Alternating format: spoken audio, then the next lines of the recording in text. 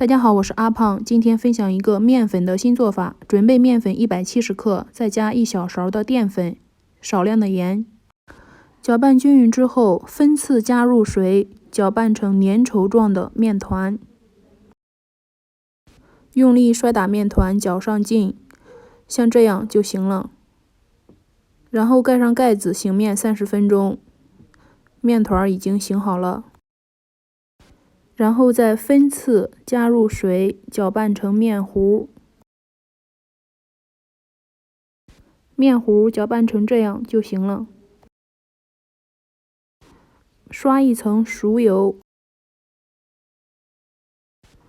面糊摇晃均匀。水开，放上面糊，盖上盖子。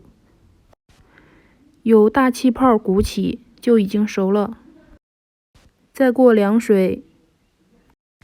刷一层油，用这种办法做出的凉皮儿，既省时省力，而且凉皮儿吃起来又非常的筋道，比洗面要简单多了。喜欢的话可以试试，看凉皮儿是不是做得非常成功？